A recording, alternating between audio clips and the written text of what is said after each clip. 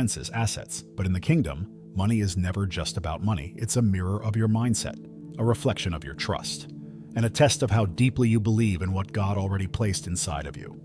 And here's the uncomfortable truth. Many are praying for provision while still thinking like prisoners.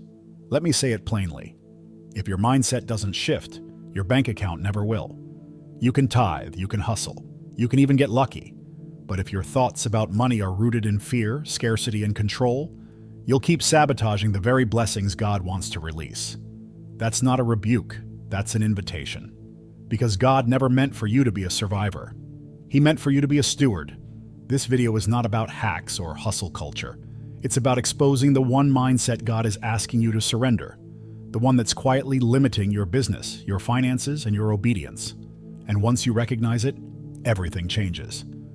Because once your mind shifts into alignment with heaven's economy, money stops controlling you and starts serving you. If you've ever felt stuck financially, like you're doing all the right things but still not seeing fruit, there's a reason. And that reason isn't always in your budget. Sometimes it's in your beliefs. So stay with me, because this mindset shift, it's the one God has been waiting for you to make. Stop waiting for certainty. Faith was always the first investment. One of the biggest lies in the world of money is that you need certainty to move.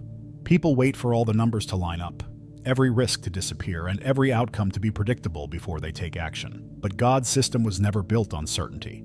It was built on faith. Hebrews 11:1 reminds us that faith is the substance of things hoped for, the evidence of things not seen. Faith is not a backup plan.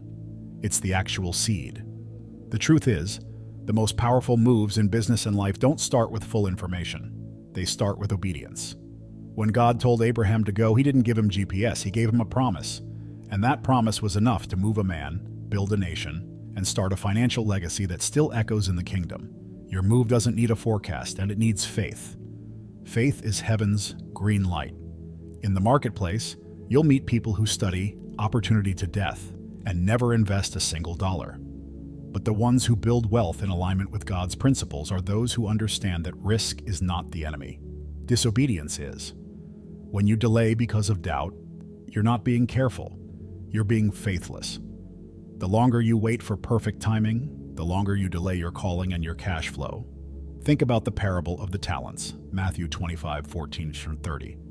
The servant who hid the money was the one paralyzed by uncertainty. He feared risk. He wanted guarantees, and Jesus didn't call him cautious. He called him wicked and lazy. Why? Because kingdom business requires movement. God invests in movers, not hoarders.